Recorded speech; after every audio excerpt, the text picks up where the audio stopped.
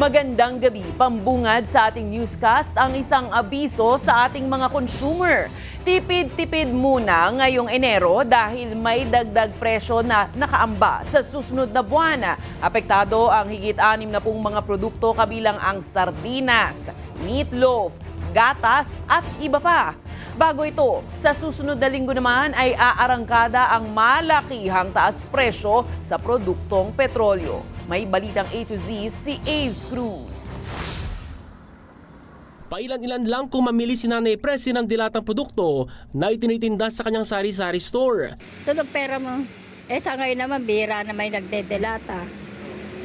Ano-ano lang sila pa, yung pag wala la ula, walang pera, yung delata. Pagsapit ng Pebrero, tataas ang presyo ng 60 produkto. Kaya't ayon kay Nanay Presi, kailangan niya itong paghandaan. Papatungan mo lang. Wala ka naman tayo magagawa, ganun lang.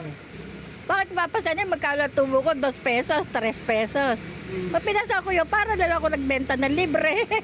Ayon sa Department of Trade and Industry o DTI, kabilang sa mga produktong magtataas ng presyo ay canned products gaya ng meatloaf, gatas, kape at iba pa. Luncheon meat, 5% price increase.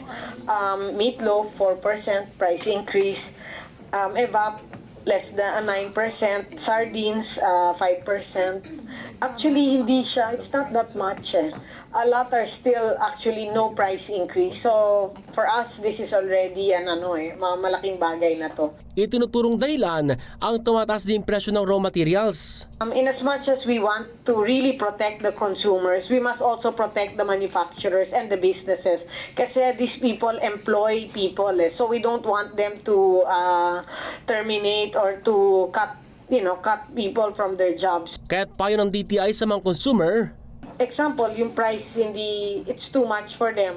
I think they have another choice, but depends on the brand talaga. samantala arangkada sa Martes, January 21 ang panibagong dagdag presyo sa produktong petrolyo na ikatlong linggo ng pagtaas.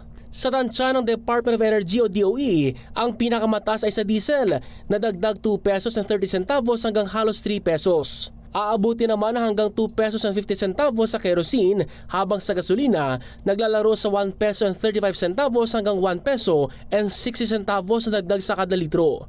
Ayon sa ahensya, bunsod ito ng panibagong sanctions ng US at United Kingdom sa Russia at iba pang geopolitical issues. Para sa Balitang A to Z, Ace Cruz.